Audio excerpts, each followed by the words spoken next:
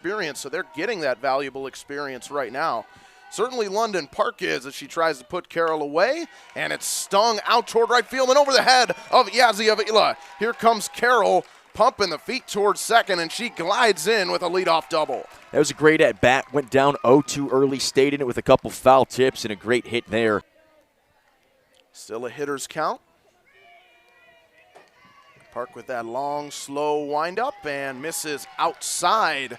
Was probing for the corner, but it's ball 4. And here's the command that we talked about, something that Park has struggled with. You talk about her reframes.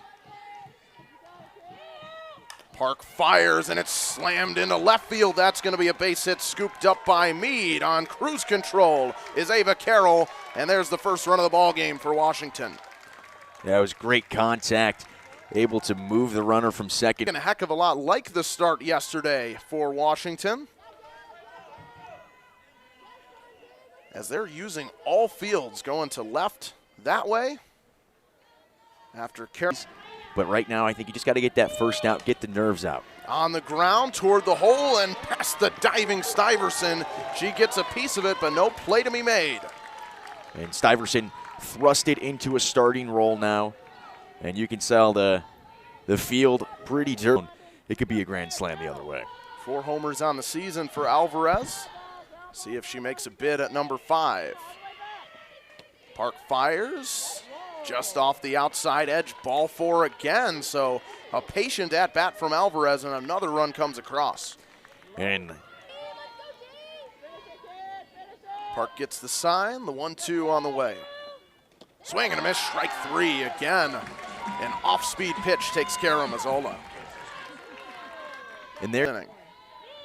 Park fires, smitten towards center, it's gonna dip down. 1 run is in. Flores motoring toward third, and she'll drop anchor there. An RBI single for Tia Durst. And that was a great way to work the at-bat. We said you just gotta sit, you don't want to. Wiles getting the start, exited early, the first of 4 pitchers, as this one's ripped out toward the gap, and a nifty running play by Stevie Meade. Flores will score from third, a sacrifice fly, but an excellent play to keep that one out of the gap. And Stevie Meade, one of those returning pieces in that outfield, and that was impressive coverage. You're gonna see the movement. She's got to make it all the way into the gap there, able to hold all the runners but one. And barely scrambling back towards second. Here's 3-1 to Bubke with some awkward spin, but it's captured by Stuyvesant. And so London Park works her way out of further danger, or perhaps not. Wait a minute. Here's the replay. And maybe Addison Carroll there in the way of the base runner Alvarez. Obviously, you're allowed to go into the baseline to make a play, but watch the third baseman Carroll here. Does she creep into the way trying to make a play on that ball that ended up being handled by Stuyvesant? She still has that right away to get to the ball, though. I don't know. The conversation was had with Park after with the umpire. The Pac-12 softball was no joke, and Liner laced down the line and past the diving Donahue. 1 run is in. Tia Durst coming around as well, and now hung up between third and home was Jade Bubke. She will score as well, so Ava Carroll has cleared the bases. Yesterday in the first inning for the Fighting Illini. 7 runs in back-to-back days in the first inning for Washington, as Ava Carroll's having a pretty nice week in 1 inning here. 2 doubles for her, clear against what is such a stellar offense for Washington. Especially with the plate discipline that they have. Now this ball's clobbered towards center field. We have liftoff. Alexis DeBoer makes it 9-0 Huskies. If there wasn't a scoreboard, that's hitting the street. She crushed that ball. And time again, you see why she now has 15 homers on the season. And boy, that hobby horse that Washington brings with them has gotten a ton of work this series, and much of it courtesy of Alexis DeBoer, her 15th home run on the season. We talk about how hard it is for freshmen to adjust to the pace of the college game. Not so for Alexis DeBoer. She has hit the ground running. And she's hot right now. It's 3 homers in the last 2 games. It does, and we talk about it. We don't want to be the announcer's jinx, but she doesn't walk a lot. And 3-1 count here. She's going to have to find a way to get back in it. And that's down low, so what do you know? It's the 10th walk of the season as Stevie Mead finds a way aboard. She just had to get it out of her. Just a tick below, making it on base half the time as she gets clipped by that one.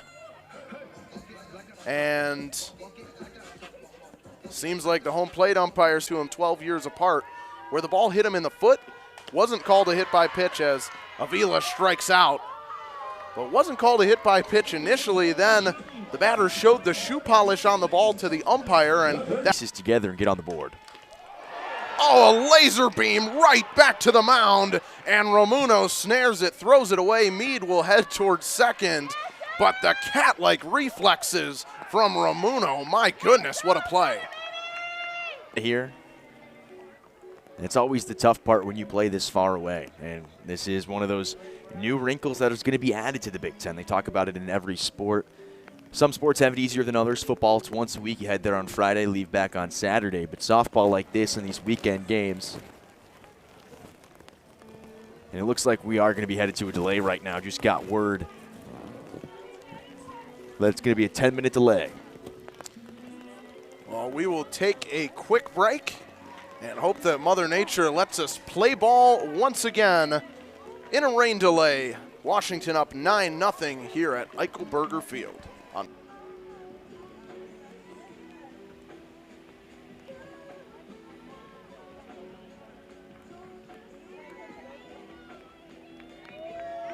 Now that this game is canceled, it will not be made up. So the game not official. It was only less than an inning that was played. So of course the stats in the end null and void.